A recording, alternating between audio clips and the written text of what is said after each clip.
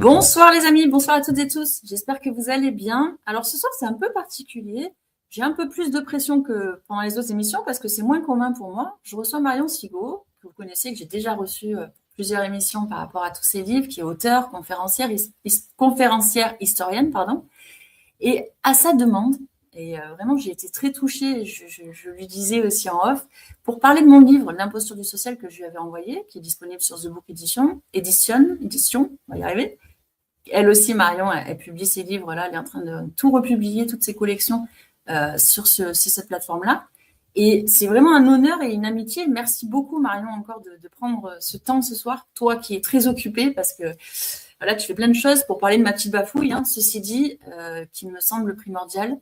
Et je te remercie de considérer ce sujet à sa juste valeur, justement, et non pas pour moi, mais parce que le contenu est intéressant et qu'il faut faire du bruit autour de ça. Marion, bonsoir. Bonsoir Lise, bonsoir tout le monde. Comment vas-tu? Je vais bien. Je suis un petit peu, je vais pas dire sous pression parce que je n'arrête pas. Je viens de passer un week-end trépidant qui a commencé vendredi midi et je continue jusqu'à demain soir tard. Enfin bon, j'ai une vie trépidante en ce moment, mais ça veut dire que les choses avancent, hein. Les choses avancent et s'accélèrent. Voilà. Et j'ai pris le temps de lire le livre que tu as eu la gentillesse de m'envoyer. Et je suis très, très impressionnée. Il fallait vraiment faire ce livre. Vraiment, vraiment, bravo. Bravo. Il faut que ces choses-là soient dites, et soient dites de quelqu'un de l'intérieur. C'est très, très important. Ce que des gens comme moi peuvent dire sur l'ASE, sur les services sociaux, ça n'a pas le quart de la valeur ou le dixième de la valeur de ce que peut dire quelqu'un qui est dedans. Ouais, c'était ça un petit peu c'est pas dénoncer pour dénoncer, c'est vraiment de faire une photographie en fait à l'instant T où j'écris, et encore, hein, j'écrivais depuis longtemps, et je me suis dit, il faut absolument que ça sorte, ça. Parce que, comme tu dis, le témoignage de l'intérieur, du terrain et de ce qui a été vécu est beaucoup plus puissant. En tout cas, les personnes peuvent s'identifier et vraiment vivre au travers de ça. Absolument. Et je pense qu'il fallait...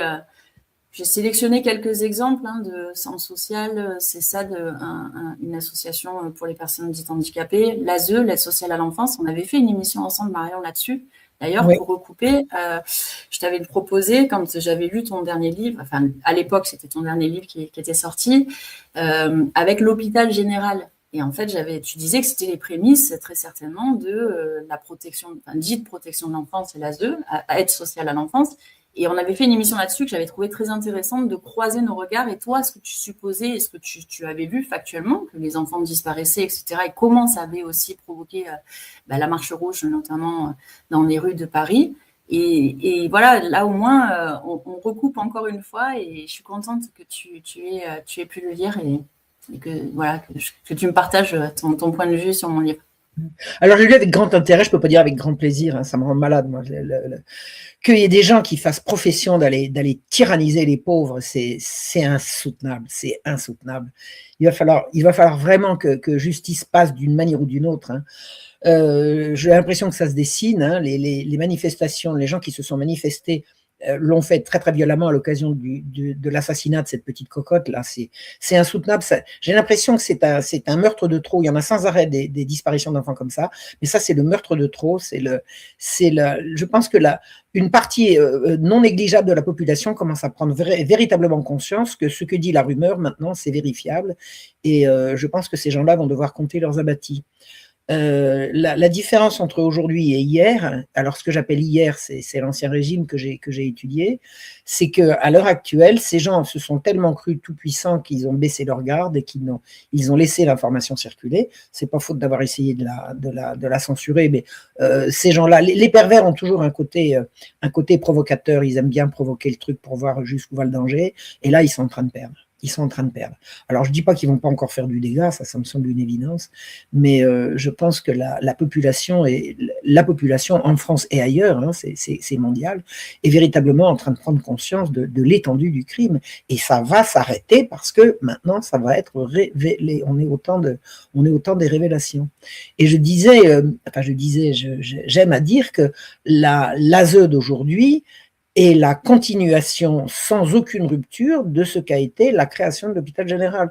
L'hôpital général a été créé en 1656 à partir d'un projet qui datait de 1632, hein, ça fait 4 siècles que ça dure, et il n'y a jamais eu de rupture. Ce sont des notables dans la justice qui utilisent les réseaux de la justice et leur notabilité pour organiser des trafics d'enfants pauvres en tyrannisant les pauvres de toutes les manières possibles. Alors, d'une part, pour se faire de l'argent en les faisant travailler à l'hôpital général sans les payer, etc., mais avec derrière l'exploitation des enfants, l'exploitation sexuelle.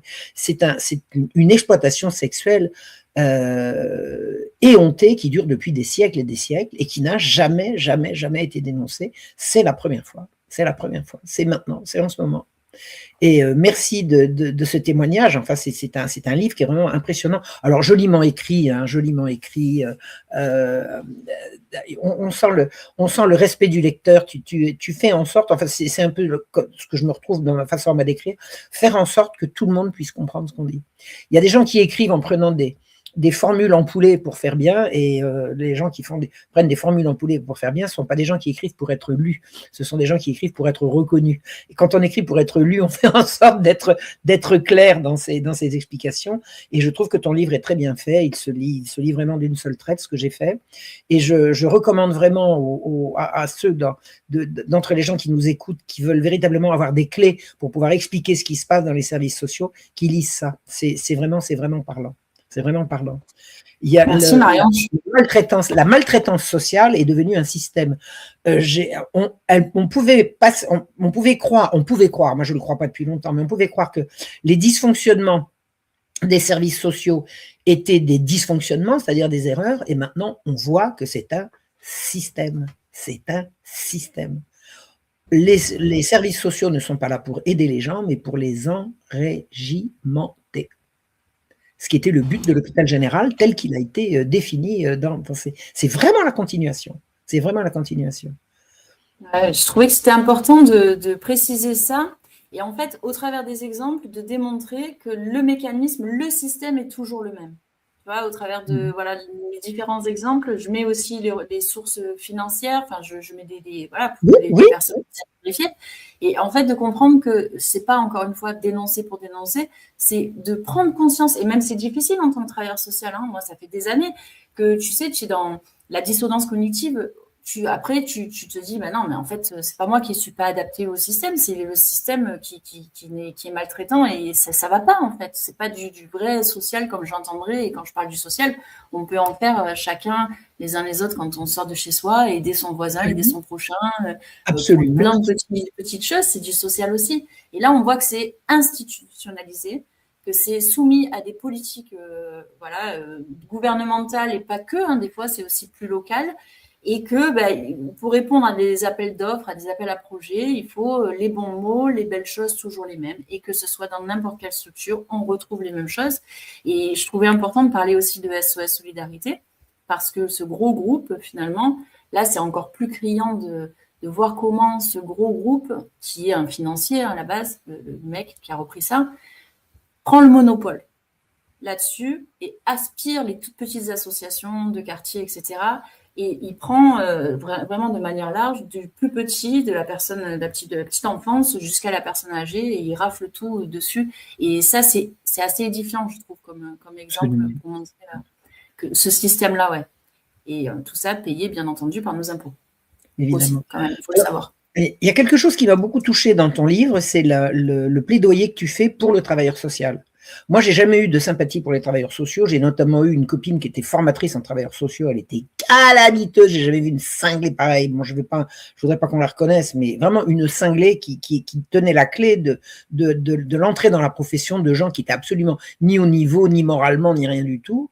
Et donc, j'ai jamais eu de sympathie pour les travailleurs sociaux, mais j'ai jamais voulu non plus en faire une généralité. Je me doutais bien qu'il y avait des travailleurs sociaux qui faisaient bien leur boulot. Et là, on voit ton témoignage, c'est pas seulement regarder comme les gens sont maltraités, c'est regarder comment maltraite les travailleurs sociaux quand ils veulent bien faire leur boulot. Maintenant, si t'es nul, si t'es HA, là, tu vas faire une belle carrière. C'était le cas d'ailleurs de mon ex-copine. elle a fait une carrière, elle a terminé au sommet dans son truc, quoi. Hein. Elle est maintenant à la retraite parce qu'elle était nulle et ça pouvait passer. Mais quelqu'un comme toi, c'est juste pas possible. Ben ouais, après la dissonance cognitive, tu sais, après tu te dis, au fil des années, bon, ça fait longtemps que je vois que ça va pas, que je ne suis pas conforme à ce système-là et je ne veux pas m'y conformer, mais tu te dis toujours, je vais y rester au cas où je continue à semer des graines quand même. Oui, Il y a ce truc de me dire, bon allez, je vais faire un petit peu vriller le système de l'intérieur. Et en fait, on s'épuise. Et on nous épuise, et je disais, le ils sont système plus nous forts que toi de toute façon. Ils sont plus forts que toi de toute façon, non. Ouais. Quelqu'un qui dit 90% ne veulent pas. Attendez, oh là, il faut que je coupe mon téléphone parce qu'il va me faire. 90%, coucou ma Christine, 90% des humains ne veulent pas savoir les dessous de ces institutions. Ouais, et pourtant, parce que Marion me disait en off que le social, c'est la clé, c'est la chose dont il faut se préoccuper, en tout cas s'il y a bien un des sujets français qui est au cœur de nos problématiques, effectivement. Et j'en suis consciente. Moi, quand j'ai découvert ça, j'ai découvert vraiment le poteau rose. Le diable se met dans l'humanitaire et dans le social. Parce que c'est là qu'il est le mieux caché. Est-ce qu'on va aller chercher des poux à quelqu'un qui organise des collectes pour envoyer de l'argent pour la fin dans le monde, par exemple? Hein, on n'y pense pas. Ben, eux, ils y pensent. Ils y pensent. C'est une couverture extraordinaire, le social. Alors, je ne dis pas que tous les travailleurs sociaux sont des dégueulasses. Je ne le dis pas et je ne le pense pas. Je ne le pense pas. Mais le système a investi ces services-là parce que c'est là qu'ils sont le mieux planqués. C'est là qu'ils sont le mieux. Je suis complètement d'accord avec toi, Marion. Et je le dis, c'est difficile. C'était difficile d'écrire parce que j'ai rencontré tellement de professionnels, vraiment de belles âmes, de belles volontés, et qui sont persuadés encore aujourd'hui de faire le bien, qui sont vraiment convaincus, et bon, convaincus, on ne veut ni des cons ni des vaincus, mais ça c'est encore autre chose. Tu vois, si je reprends l'ASE où j'ai bossé, dans lequel j'ai bossé, enfin je me suis infiltrée, je le dis en toute honnêteté, pour voir comment ça se passait de l'intérieur. Il y a des éducateurs, c'est une équipe, tu l'as lu, éducateurs, psychologues, psychiatres, infirmières, etc. Donc c'est quand même très très varié niveau profession, et en même temps tu te dis bon logiquement quand on fait des réunions d'équipe et tout, on peut prendre cette position un peu méta, sortir du truc et se dire est-ce qu'on fait bien, est-ce qu'on fait mal. Tous les soirs, je rentrais chez moi, donc moi je suis maman de 2 filles, hein, tout le monde le sait. Je rentrais chez moi en me demandant, mais attends, est-ce que je fais mal des choses? D'ailleurs, je l'écris dans mon bouquin. Est-ce que je fais mal des trucs parce que je mange le samedi soir, par exemple, une pizza devant la télé sur une table basse avec mes filles? Et ça, c'est des critères qui ont été déterminés par le cadre institutionnel. Et malheureusement, si tu es pris dans ce truc-là d'être suivi par les services sociaux, c'est en fait le début de la fin. Et c'est ce que j'explique, c'est-à-dire que la moindre chose que tu vas faire, le moindre fait et geste que tu vas avoir, la moindre chose que... Exactement. Et en fait, tu es pris. Et là, le service dans lequel j'étais, c'est le service, on en avait déjà discuté, Marion, toi et moi, lors de cette émission-là, sur l'ASE, c'est le service de PAD, placement à domicile. Mais en institution, c'est encore pire. C'est-à-dire que les enfants voient leurs parents une fois, et encore s'ils ont autorisation de revoir leurs parents. Mais c'est nous, le travailleur social et chef de service, qui mettons le tempo. Voilà, on organise les visites à domicile, les machins, il faut faire tant de visites, il faut remplir tel critère, etc., etc.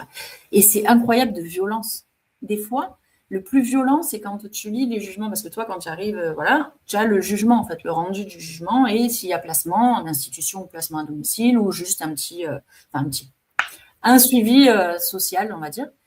Et en fait, quand tu te rends compte que c'est stipulé à la demande des parents. Il y a des parents qui sont des fois en difficulté, qui se disent, je vais appeler la protection de l'enfance pour essayer de trouver des solutions parce que, par exemple, des mamans un peu seules et un peu dépassées par les événements avec un adolescent vont contacter les services sociaux en essayant de trouver une solution et d'être juste étayées, aidées, soutenues à ce moment-là.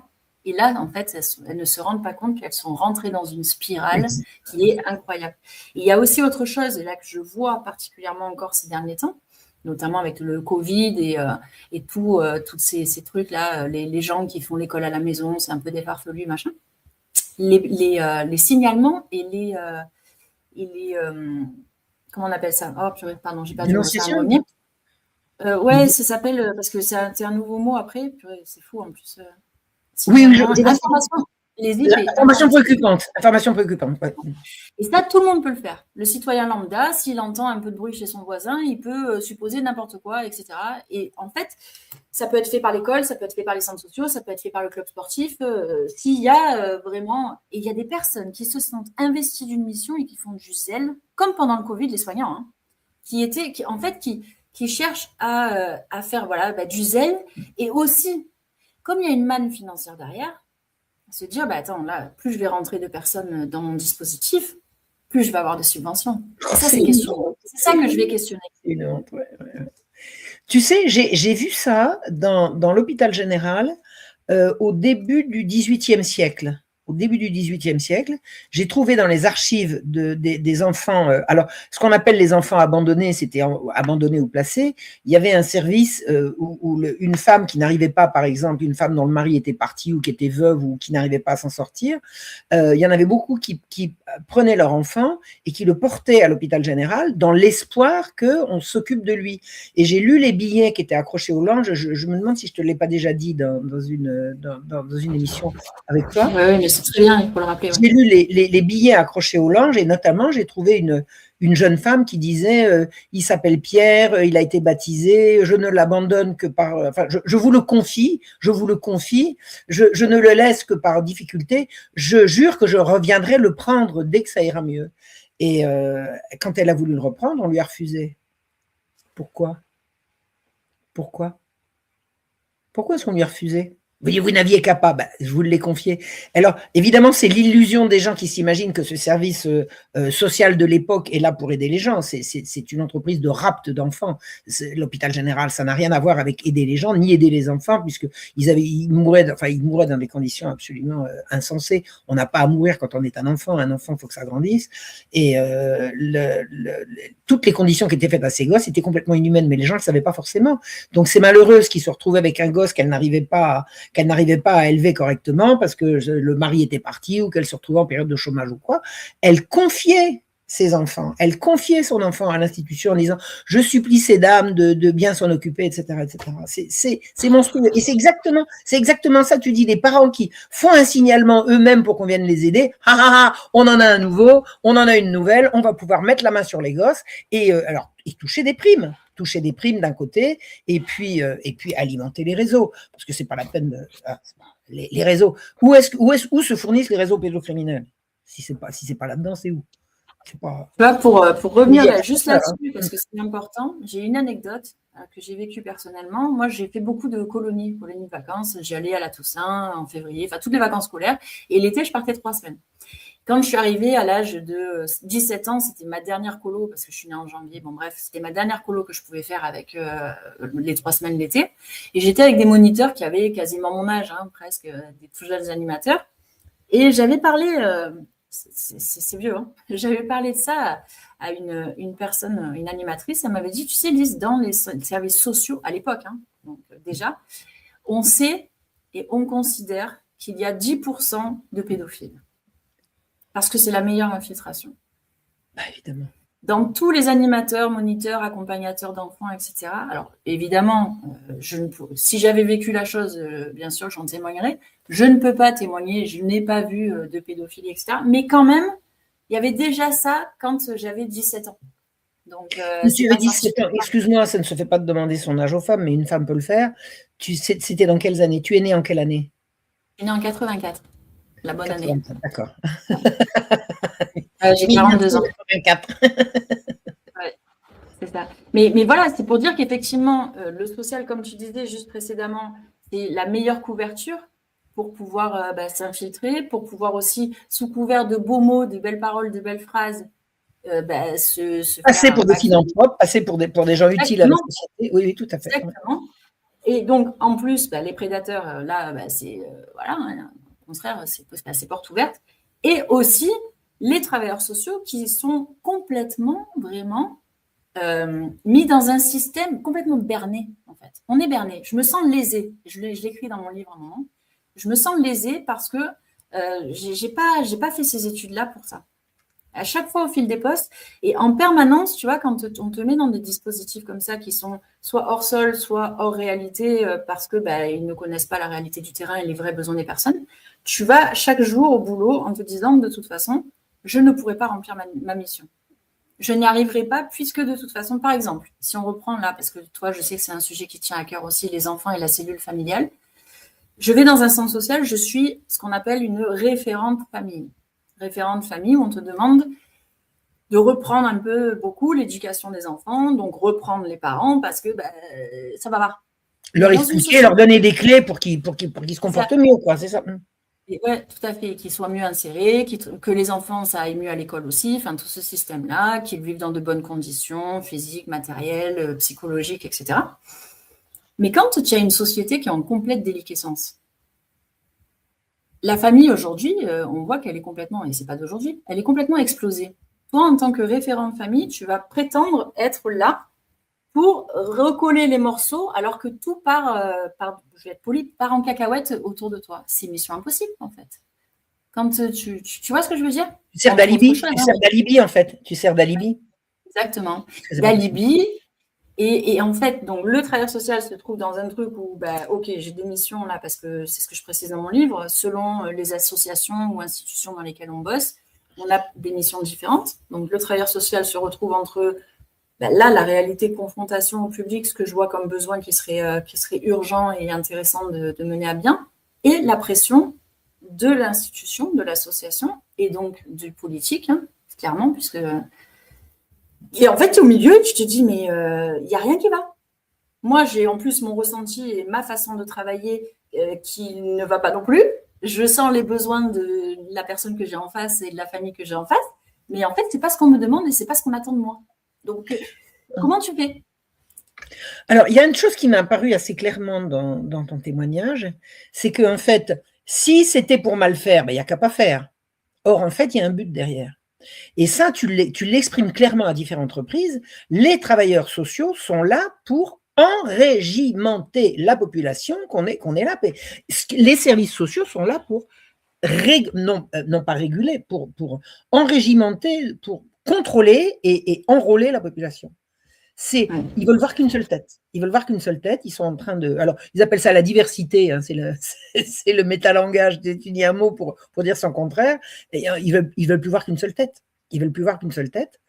Et c'est l'enrégimentement des populations, alors des populations pauvres et puis des populations appauvries.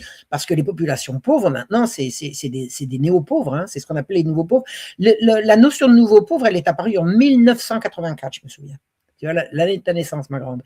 L'année de ta naissance, c'est là que je travaillais à l'AFP comme secrétaire, parce que j'avais beau avoir une bonne plume, ils ne voulaient pas de moi comme journaliste, on ne devinera jamais pourquoi.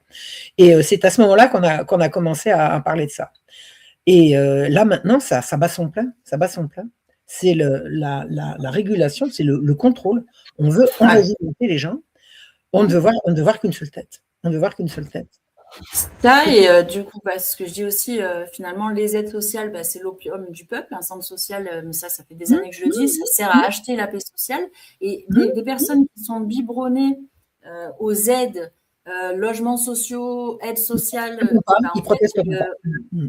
Oui, on ne remet pas en question, on va pas mordre la main, comme dirait l'adage, la main qui nous nourrit, c'est pas possible. Et on réfléchit pas, c'est cool, ça va, je m'en sors pas trop mal, j'ai quelques aides. Bon, là, on voit qu'il y a quand même une fracture qui s'opère un peu plus, mais... Ouais. Bon, un beau témoignage, enfin poignant, un témoignage poignant. Et alors, la grande détresse du travailleur social, je ne m'attendais pas à lire un truc comme ça. Tu vois, quand tu disais l'imposture du social dans le titre, j'ai cru que tu allais dénoncer uniquement le mal qui est fait aux populations concernées, mais tu dénonces très très bien le mal qui est fait au travailleur social qui veut faire bien son boulot. Il y a un truc qui m'a particulièrement plu, c'est quand tu dis que tu as des gens qui te disent, mais... t'es pas choqué de percevoir de l'argent pour ça, comme si c'était pas un travail, quoi. C'est complètement dingue. Il faudrait que tu travailles 11-12 heures par jour en échange de quoi? De la reconnaissance de la postérité. Non mais oh, vous êtes bien. Il y a quelqu'un qui me reprochait un jour de vendre mes livres, il faudrait que je les donne en plus. C'est pas du boulot, ça. Voilà, il faudrait percevoir un salaire que si tu pointes dans un bureau, mais sinon le reste, c'est pas du boulot peut-être ce que je fais. Non mais c'est ça, en fait, c'était... Et même moi, je me rappelle, Ben, comment tu prends le fait, Lise, de faire du social et d'être payée pour ça?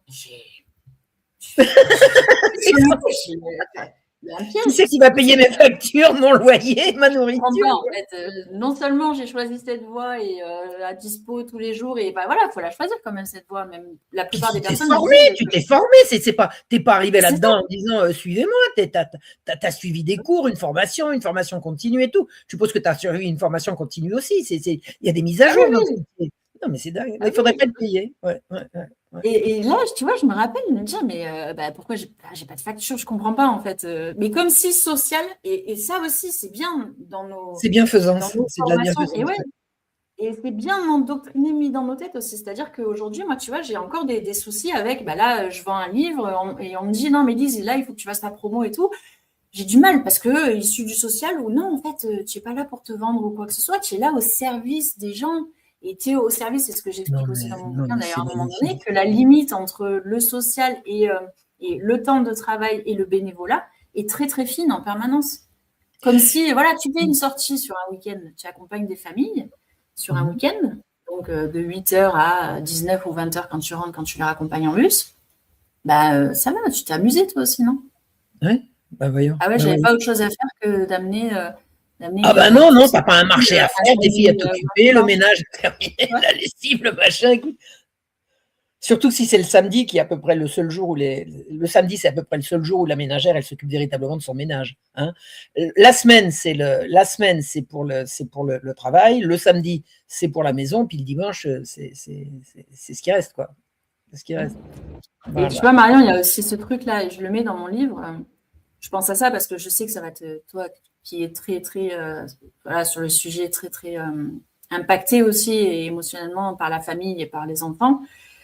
Quand j'ai capté, en fait, Lise, tu es en train donc tu mets tes filles à la garderie le matin et le soir pour t'occuper Des des enfants enfants des des autres. autres. Faire les devoirs aux autres. Bon, non, ça ne veut pas dire que je ne le faisais pas pour mes enfants, mais là, il y a eu Hum, un hum, hum. schisme, j'allais dire, qui c'est, tu vois, me dire, mais ça a quel sens, ça, en fait? Qu'est-ce Ouais. que, ah, c'est pourquoi on fait ça? Bon, il en faut, hein, il en faut des travailleurs Et tu sais, sociaux. ça veut dire que dans l'esprit des gens, le social, c'est de la charité. C'est pas de la justice, c'est de la charité. Et la charité, il faut que ce soit bénévole. Et on fait pas une école supérieure pour apprendre la charité. C'est Le très travail juste social. ce que tu dis, Marion. Ouais, Ouais, ouais, ouais. c'est exactement ça. Mm. Et il y a autre chose que je voulais dire, j'ai perdu par rapport à toi, aussi tout ce que tu dénonces, la destruction, enfin, tu expliques depuis des années, la destruction de la famille. Comment, en fait, euh, d'un fait sociétal, un petit truc, voilà, si on prend, par exemple, ce délire d'éducation, dite éducation à la sexualité dans les écoles, c'est venu d'où? Alors ça, tu l'expliques en long, en large, en travers. Donc, d'un fait sociétal à la base, un devoir, enfin, pas un devoir, mais on veut reconnaître des minorités. Allez, voilà, on met les formes langage socio-cul, je l'appelle ça depuis longtemps. Le langage socio-cul qui va bien, tu vois. Donc, on veut que les minorités puissent avoir la parole. Et finalement, d'un fait social, on en fait une loi, on en fait même des fois une ligne directrice pour plusieurs années à venir, le plan de lutte contre les inégalités, machin. Et ça s'inscrit dans la société, dans nos pratiques, dans ça. Donc tout ça, ça va ruisseler en fait, et sur ces institutions, ces associations, et même nous en tant que personnes. Et ça, tu l'expliques très très bien. Et la destruction de la famille, enfin, je me rappelle plus la date dans ton bouquin, mais ça fait longtemps que c'est voulu et que c'est créé tout ça.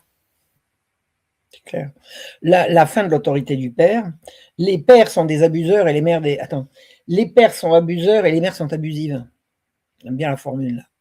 Il faut absolument protéger les enfants contre l'horreur de la famille. Non mais oh oh oh, et l'horreur des gens l'horreur des gens qui protègent les enfants de leurs salauds de parents. On peut pouvoir en parler. Oui, tu disais c'est normal que les pédophiles se mettent dans les services sociaux. Il y a une autre planque magnifique, c'est la justice, hein. Alors, la meilleure planque, c'est la justice de Dieu. La meilleure planque, c'est l'Église. Non, attends, l'Église, c'est pas ce qu'il en reste en France. Je dis pas que l'Église, elle est morte en France, mais enfin, elle est un peu subclacante quand même. Et les parents, c'est pas à l'Église qu'ils mettent leurs enfants, hein, c'est à l'école. C'est à l'école. Et qui est-ce qui va décider de ceci ou de cela? Au bout du compte, ce sont les juges. Moi, si j'étais pédophile, je me mettrais dans la justice, hein. C'est clair et net. Je suis pas en train d'être pédophile, mais il faut régulièrement redire ça. Je connais en plus de ça un juge qui me semble tout à fait mieux que correct, mieux que correct à cet égard. Mais si j'étais pédophile, je me mettrais dans la justice. C'est la meilleure planque. Et c'était déjà le cas dans l'Ancien Régime. Dans l'ancien temps, c'est par la justice, c'est par les magistrats que l'institution s'est vérolée, hein. C'est clair et net. C'est clair et net. Alors, oui. Ce que je voulais dire, par rapport à… Alors, excusez-moi, je m'excuse auprès des gens qui m'ont déjà entendu dire ça, mais enfin bon, c'est la vérité historique, donc on peut la répéter. Il n'y a jamais eu de rupture entre les premières associations de notables qui ont décidé de mettre la main sur les enfants pauvres, pour ce qu'on a compris, et aujourd'hui.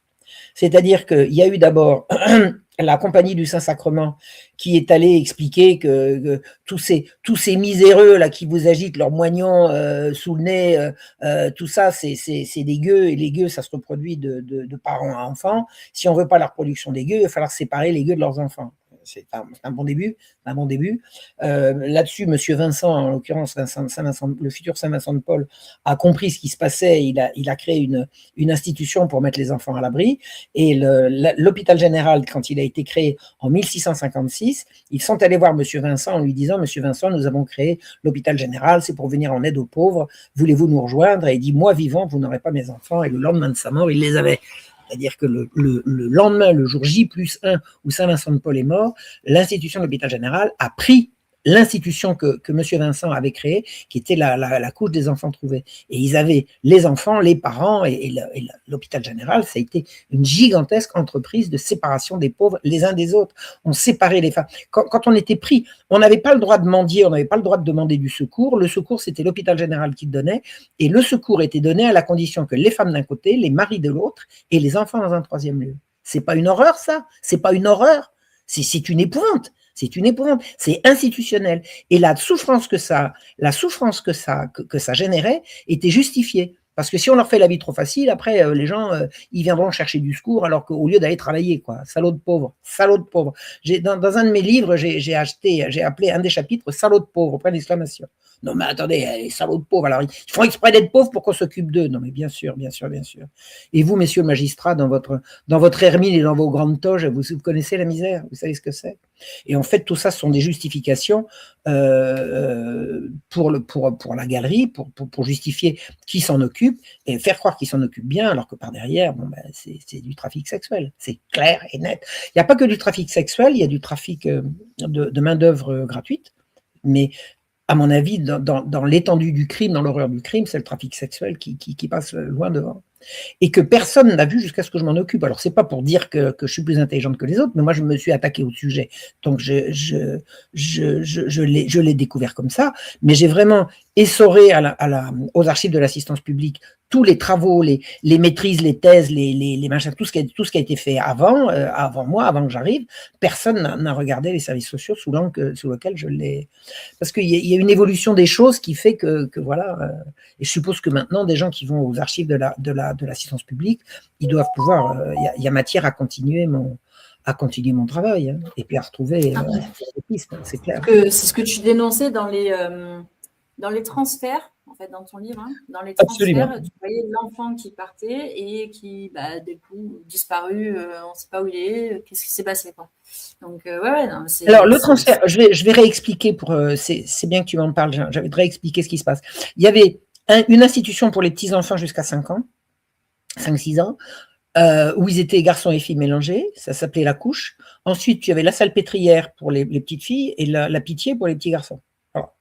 Et les garçons un peu plus vieux, après, c'était pas la pitié, c'était Bicêtre. Mais donc, il y avait 500 mètres à parcourir entre la couche, c'est-à-dire les enfants de 5-6 ans, la salpêtrière, avec la Seine à traverser, et puis 400 mètres de plus pour arriver à la pitié. Donc, il y avait un carrosse régulier. Alors, quand les enfants étaient en âge de quitter la couche, on marquait dans le registre le petit machin chouette, numéro de matricule temps, arrivé le temps, reparti le temps, etc.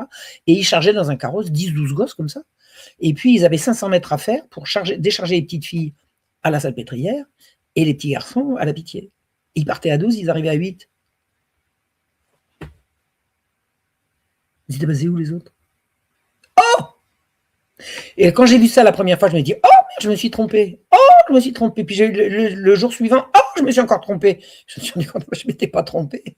Je n'étais pas trompé. Alors, pourquoi est-ce que j'ai pu savoir que je ne m'étais pas trompé? C'est pas que simplement que je l'ai supposé, c'est que sur ordre de Louis XIV, il avait été décidé qu'aucune institution royale, on ne pouvait entrer ou sortir dans aucune institution royale sans montrer patte blanche à l'entrée et à la sortie. C'est-à-dire que les registres de la couche, il y avait des registres d'entrée et de sortie, avec possibilité de comparer les rangs.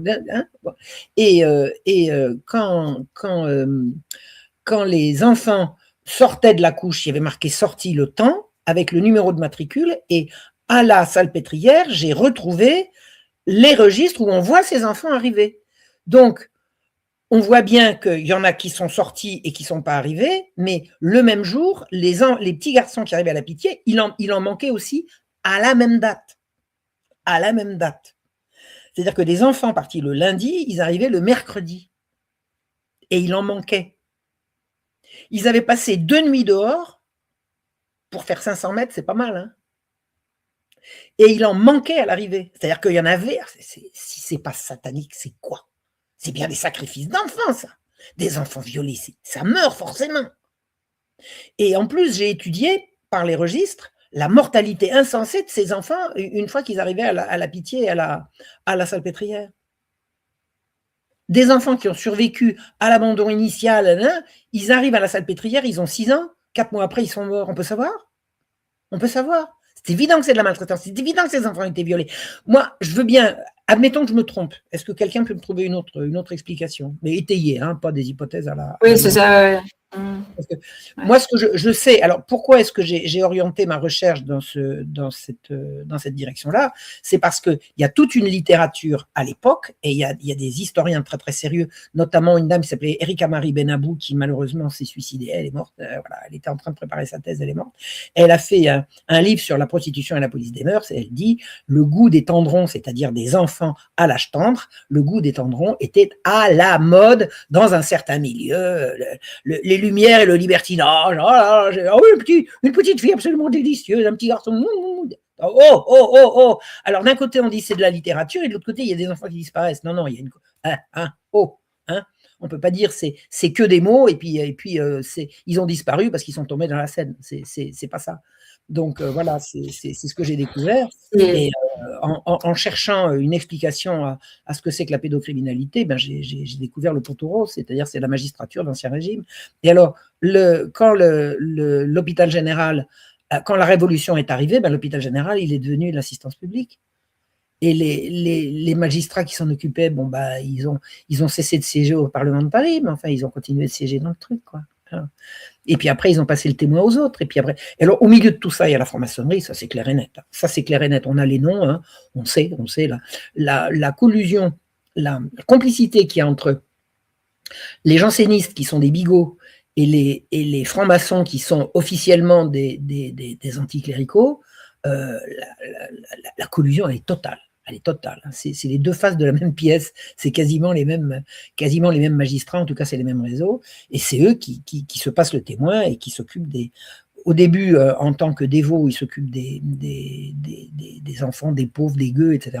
Et quand la Révolution est passée, on va appeler ça l'assistance publique, on va venir en aide, etc. Puis c'est exactement la même chose, c'est exactement le même fonctionnement. Et après, l'assistance publique est devenue les DAS, les directions départementales de l'action sanitaire et sociale, et puis après c'est devenu l'ASE. Je crois qu'il y a eu un autre truc dans l'intervalle, entre les DAS et l'ASE, je crois qu'il y a eu encore autre chose. Mais il n'y a jamais eu de rupture, il n'y a jamais eu de dénonciation, il n'y a jamais eu d'enquête, jamais. Donc c'est les mêmes principes. C'est le même principe. On va chercher les enfants des gueux, on leur fait croire qu'on va les aider, et alors qu'en fait on les enfonce. Et quand les gueux relèvent la tête, quelquefois il y a du sang sur les murs. Ça s'est appelé la marche rouge, hein, c'est le livre que j'ai écrit. C'est moi qui ai appelé ça la marche rouge. Maintenant j'ai vu que c'est devenu quasiment... il y a des gens qui parlent de la marche rouge comme si c'était un événement historique reconnu. C'est moi qui ai trouvé le mot en hommage à la marche blanche de l'affaire Dutroux. C'est une marche rouge parce qu'il y a eu du sang sur les murs. Et pas que sur les murs, sur les pavés beaucoup. Donc voilà. Ça a mené à cette marche rouge et entre la marche rouge de 1750 et aujourd'hui, il n'y a rien eu. Il n'y a rien eu. Et là, ça revient. Là, ça revient. La population recommence à comprendre. Je pense que la prise de conscience, et vraiment, je suis contente que tu aies écrit ce livre parce que ça donne une explication de l'intérieur, montrer dans l'intérieur de l'institution comment ça fonctionne. La population va véritablement comprendre ce qui est en jeu dans ces histoires de maltraitance des pauvres et de toutes les misères qui sont faites aux familles et à leurs enfants. C'est un système de prédation. C'est un système de prédation. Les pauvres sont une marchandise qui, rapporte à des institutions et d'autre part, rapporte de la chair fraîche à des amateurs. C'est abominable. C'est abominable. Oh, quelqu'un qui me dit que je suis belle, comme qu'il est mignon. Je viens d'arroser 76 ans, chers amis. Voilà. Et pas de chirurgie esthétique. Il y a quelqu'un qui dit, ouais, Marion, elle s'est fait du lifting. Moi, jamais. Ah, mais.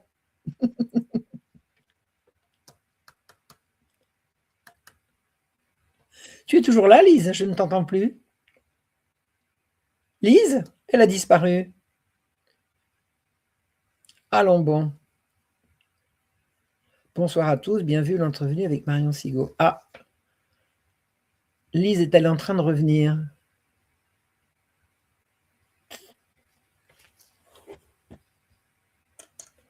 Ah.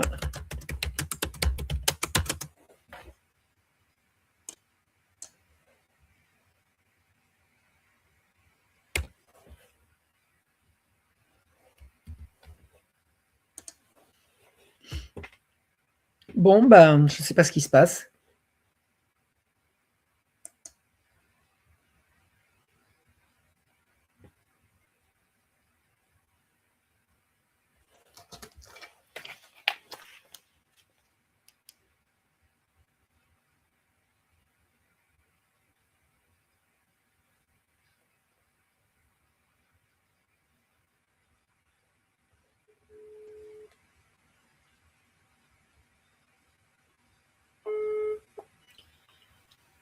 Allô Marion? Qu'est-ce qui t'arrive? Ça a coupé? Je suis là et je n'arrive pas à re-rentrer. C'est comme tu as parlé de franc-maçonnerie, d'un coup ça a bugué. Et on m'a enlevé du studio. Et je n'arrive plus à rentrer. Voilà, je suis navrée, j'essaie d'être là. Je ne sais pas. Est-ce que je suis encore en ligne ou pas? Je suis plus en ligne là. Si, tu es. Attends.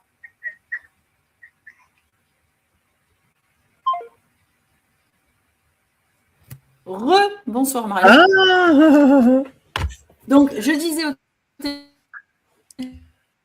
téléphone, quand tu as parlé de franc-maçonnerie, ça a complètement bugué. Oh là là là. Et c'était, voilà, donc, sur nos réseaux, hein. Là, ça rebug. Faut trouver un autre mot. Faut trouver un autre mot.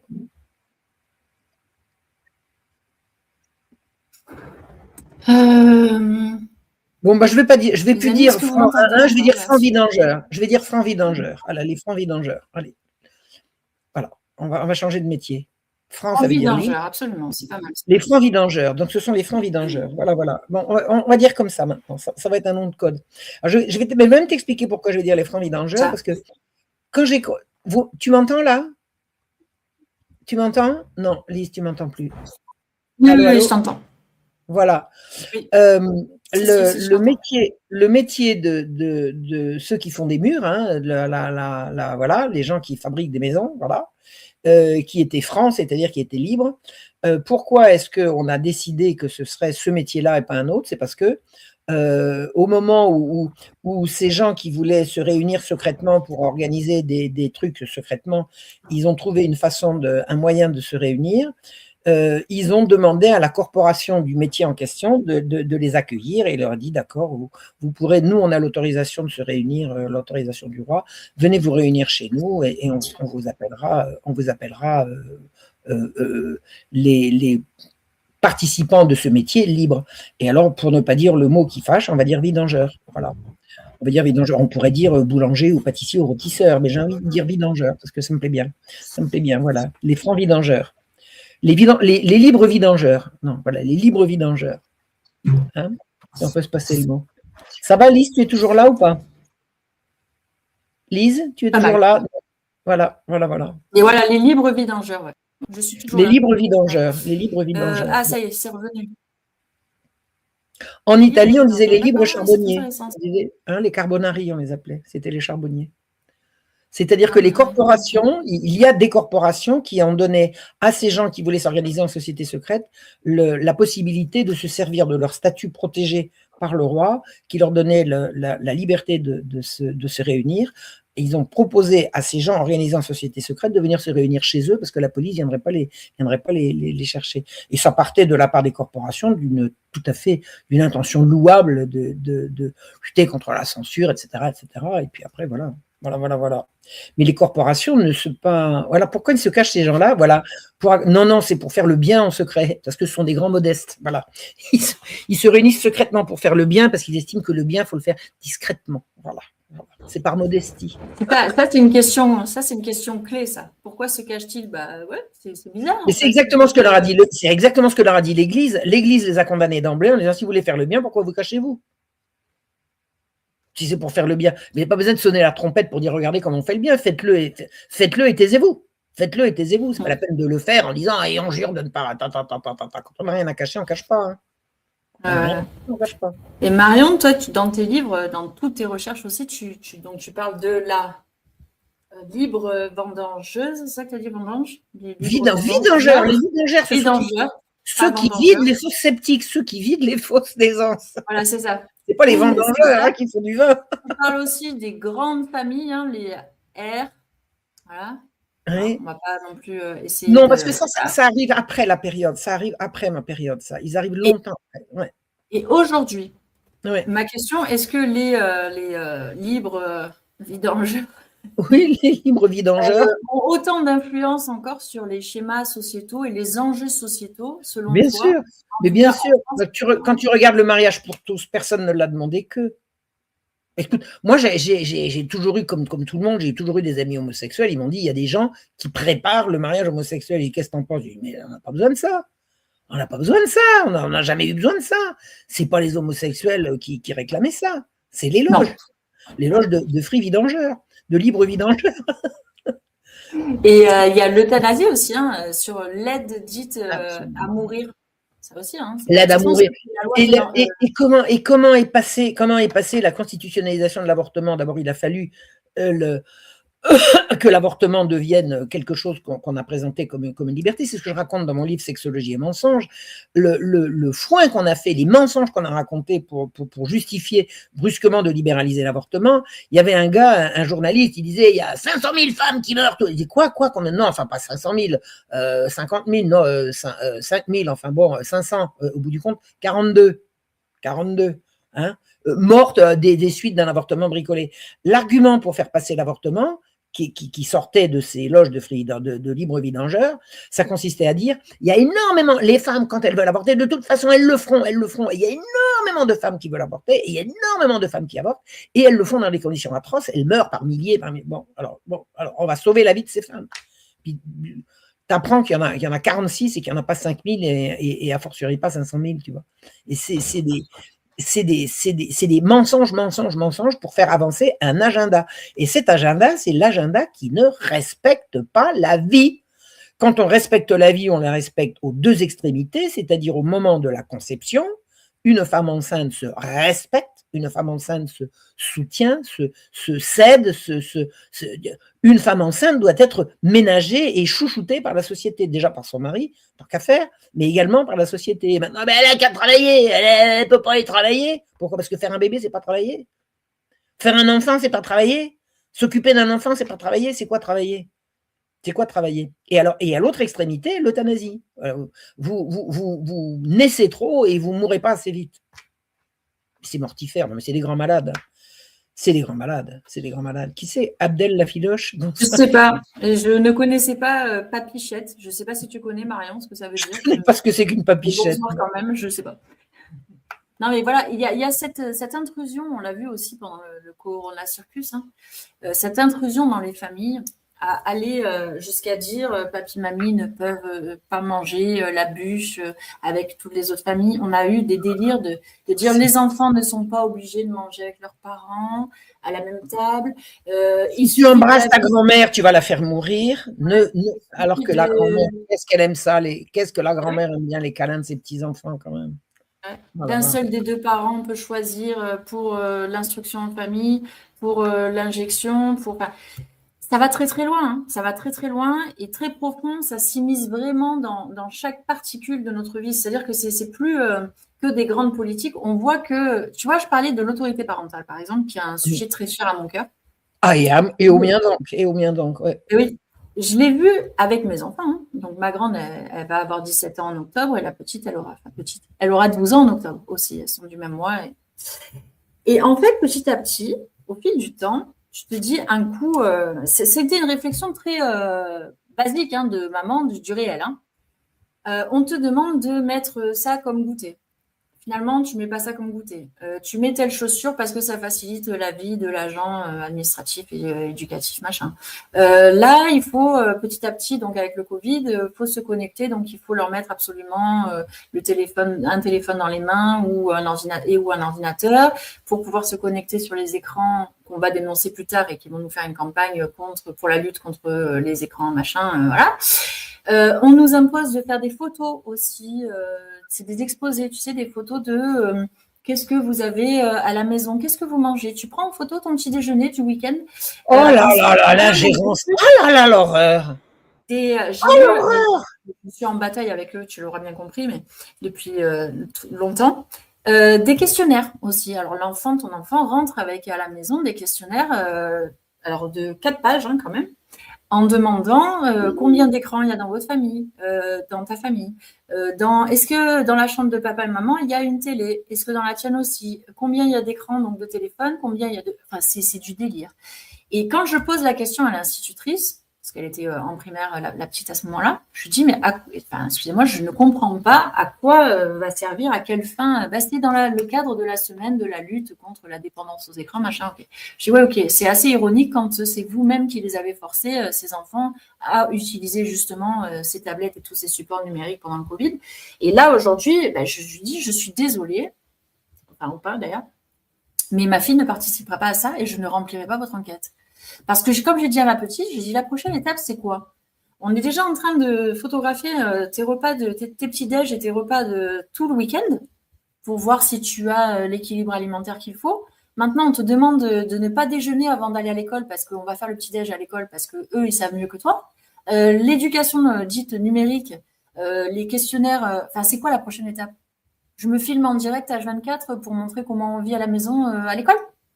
Voilà. Et cette autorité parentale, il me semble, je suis désolée, c'est un sujet qui me tient à cœur, qui m'énerve un peu. Et cette autorité parentale, peu à peu, voilà, elle est en déliquescence et peu à peu, et je dis souvent, nous ne sommes pas des pupilles, enfin, c'est nos enfants, ils nous appartiennent, ce ne sont pas des pupilles de la nation, ils n'appartiennent pas à l'État. Et voilà, maintenant, c'est écoute, tu peux me confier des choses à l'école que tu n'es pas obligé de dire à tes parents. Ça, c'est le délire du planning familial aussi. Non, exactement. Ne répétez pas à la maison ce que je vous dis. C'est monstrueux. C'est du détournement de mineurs, ça. C'est de la corruption de mineurs. Exactement. De la corruption de mineurs, ouais. Et tu vois, je n'ai pas retrouvé, je crois que je t'en avais déjà parlé, Marion, mais je vais le redire, je pense que c'est important. Je n'ai pas retrouvé, par contre, la source. J'avais entendu il y a quelques années, je ne sais plus si c'était un podcast québécois ou canadien, et ils expliquaient là-dedans, c'était une jeune femme qui expliquait comment justement l'État prenait la vie des enfants en fait et l'autorité parentale et ils disaient leur intérêt. C'est pour ça que j'ai fait des recoupements avec ton livre aussi, Sexologie et mensonge, La marche rouge, tous tes livres. Achetez les livres de Marion Sigaud, écoutez ce qu'elle nous dit parce que c'est vraiment très précieux, vraiment. Et elle disait comment c'est retiré petit à petit et comment on capte le plus possible les enfants sur des plages horaires très très larges. C'est-à-dire qu'ils disaient l'intérêt, et c'est là qu'on questionne la garderie matin et soir, ils disaient si on peut les prendre quasi quand ils se lèvent, quand ils sortent de leur lit, les enfants, jusqu'à tard, parce que tu comprends, les parents, c'est bien qu'ils aillent travailler, il faut qu'ils fassent de l'argent, jusqu'à même peut-être prendre en charge le repas du soir. C'était dans leur projet. Et là, on se dit, mais en fait, déjà dans cette société, nous, là, en France, Tu les déposes à 7h à la garderie, tu les récupères à 18h. Tu arrives le soir, il faut faire quoi? Les devoirs, la douche, échanger un peu autour du repas et vite on va au lit, quoi. Donc, je trouve qu'il faut se préoccuper vraiment de ça parce que de toute façon, hein, si on s'en préoccupe pas, c'est eux qui vont s'en préoccuper pour nous.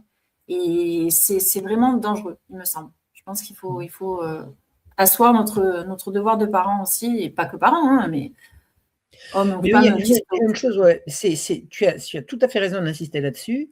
L'autorité parentale, on peut dire l'autorité paternelle qui est devenue maintenant l'autorité parentale, est la meilleure sauvegarde des enfants. Alors, c'est pas parce qu'il y a des parents abusifs que les parents sont abusifs. Majoritairement, les parents ne sont pas abusifs. Et la meilleure protection d'un enfant, c'est son papa qui va dire « j'interdis ». Maintenant, on interdit aux parents d'interdire.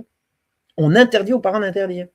Le père ou la mère qui va porter atteinte aux droits sexuels de son lardon, comment ça, ma fille, tu t'habilles comme une pute? Eh ben, on n'a plus le droit de dire ça à une fille, on n'a plus le droit, elle a bien le droit, elle a ses droits sexuels. Il faut voir ce que c'est que les droits sexuels, hein. J'ai écrit un petit bouquin là-dessus, c'est absolument hallucinant, les droits sexuels. On a le droit de tout faire du moment qu'on est d'accord et qu'on est consentant. Oh! Vous savez à quoi ça sert le sexe? Incidemment, chère Lise, sais-tu à quoi sert le sexe? Bah, normalement, à se reproduire. À reproduire la vie et à la transmettre. Hein? Alors que le bon Dieu ait fait ça très agréable à faire, l'affaire est entendue. Mais c'est parce que si c'était pas agréable, on le ferait pas. D'accord? Mais le but, c'est pas le plaisir c'est le moyen. Le plaisir, c'est le moyen. Le plaisir intense qu'on éprouve à faire l'amour, c'est parce que c'est le moyen que la nature, on va dire le bon Dieu ou la nature a trouvé pour qu'on se reproduise. Non, on ne se reproduit pas, pour qu'on reproduise et qu'on transmette la vie. Donc, il faudrait quand même remettre les choses dans leur juste proportion. Le but, c'est la vie. Le moyen, un des moyens, c'est le plaisir. Mais au milieu, il y a la morale qui va interdire qu'on mélange tout. D'accord? Donc, le sexe, ça ne sert pas à se faire plaisir. Le sexe, ça sert à transmettre la vie. Et ça ne concerne pas les enfants. Ils sont trop jeunes. Fichez la paix aux gosses. Fichez la paix aux gosses. Bas les pattes. Non, de toute façon, c'est forcément des prédateurs qui viennent s'occuper des enfants. Ça, c'est forcément des prédateurs.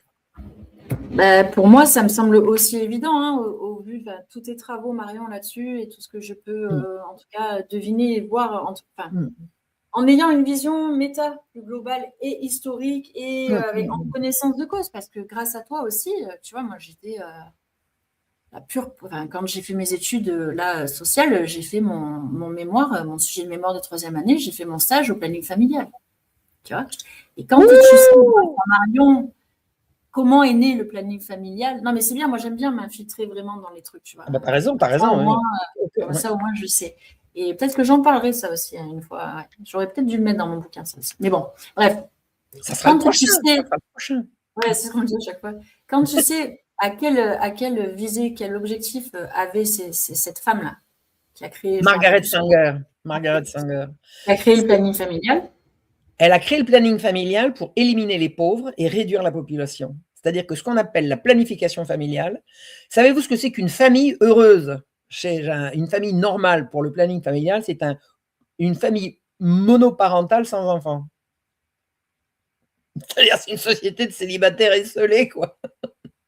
Le truc, c'est dès que tu es enceinte, tu passes par la case avortement et ton mari t'emmerde, tu t'entends pas avec ton type, t'as qu'à le planter là. C'est-à-dire c'est une organisation de solitude, une organisation à grande échelle de solitude pour tout le monde, quoi. Mais c'est des fous, c'est des fous. Et Margaret Sanger, non seulement elle voulait réduire la population, mais elle voulait éliminer les Noirs, elle, carrément. Alors, elle dit que les Noirs, ils étaient en trop.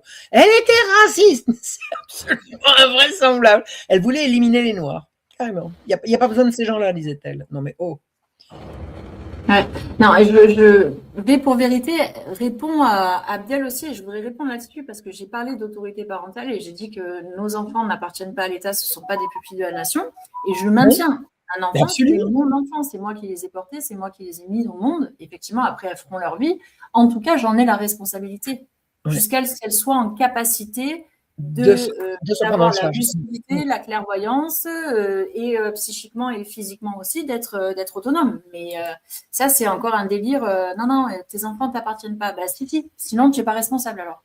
tout ce qui se passe, tu n'en es pas responsable. Et je pense que ça aussi, de reprendre sa responsabilité, son autorité parentale, son pouvoir personnel, c'est aussi de dire non, non, là, en fait, je suis dans un truc que vous avez voulu nous mettre dans la tête, mais je ne suis pas d'accord avec ça. Ce sont mes enfants. Voilà. Donc, j'en suis, encore une fois, responsable. Voilà. Absolument. Je voulais juste clarifier là-dessus.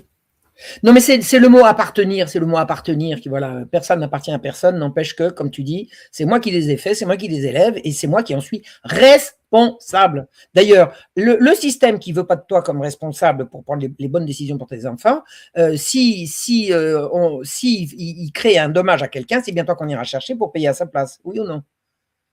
Absolument. Absolument. Donc, le système sait très bien que c'est toi qui es responsable. Mais j'avais trouvé ça est-ce que c'était dans les droits sexuels ou dans je ne sais plus quoi, les parents sont indispensables pour conseiller. Et j'ai dit, et pour payer quand même, pour conseiller et pour payer, mais pas pour décider. Si les parents sont là pour décider. Et moi qui ai eu les pires ennuis, enfin, vraiment, j'ai eu un père absolument abominable. Il m'a élevé et il m'a transmis ses valeurs. Voilà. C'est comme ça, je ne jette pas le bébé avec l'eau du bain. Et moi, je défends, et Dieu sait si mon père a été mon pire ennemi, mais je défends l'autorité paternelle, y compris la sienne. J'ai estimé que son autorité était légitime. Qu'il en ait abusé et qu'il ait, mais c'est parce qu'il est, enfin bon, peu importe, on ne va pas rentrer dans le détail là, je n'ai jamais contesté à mon père son autorité sur moi. Jamais. Jamais. Jamais. Encore maintenant avec le recul. Et si c'était à refaire, je referais pareil. Je défendrais mon père contre un système. À un moment donné, j'ai dit je dénonce ce qui se passe à la maison et je me retrouvais quoi dans un foyer? Non, j'ai fait le choix de rester dans ma famille. C'est pour ça que je suis là pour en parler. Merci voilà. Marion. Je ne voudrais pas abuser de ton temps parce qu'on avait dit, je t'avais promis 1 heure maximum parce que tu es fatiguée, épuisée de tout ce que tu fais. Et tu m'as fait un immense cadeau. C'est vrai? Ouais. Ah oui, merci. Mais ça me semble normal de venir de te tendre la main. Merci Marion. Non, mais c'est toujours un plaisir en plus d'échanger. On va se voir en vrai. J'ai pensé après, quand on s'est appelé tout à l'heure. Oui. Nexus, là, dans 2 semaines, tu oui. Je vais parler d'autre chose, là. Je vais faire une intervention. Je ne vais pas parler des enfants pour une fois. Mais enfin, je vais bien évidemment parler de l'ancien régime et tout ça. Voilà. Et j'apporte tous mes bouquins. J'apporte des grosses valises de bouquins. Enfin, des grosses valises. J'apporte des valises de bouquins. Et voilà, si vous voulez me rencontrer. Donc, on va se voir enfin. Et puis après, enfin en vrai. Ouais. Un vrai. Voilà. Je t'embrasse. Je te félicite pour ce joli bouquin. C'est vraiment, c'est du bon travail que tu as fait. C'est du bon travail toutes ces années. Et puis ce livre qui est vraiment, qui respecte le lecteur, qui est bien ficelé, c'est bravo. Bravo. Achetez le livre de Lise et faites-le circuler. Ok, Marion, surtout venant de toi. Merci infiniment. Au revoir tout le monde. Marion. Au revoir Lise, je t'embrasse. À bientôt Marion, je t'embrasse aussi. Merci les amis, merci à tous et tous d'avoir été là. On vous fait de gros bisous. Prenez soin de vous, prenez soin de vos proches et on se retrouve très bientôt. Ciao, ciao.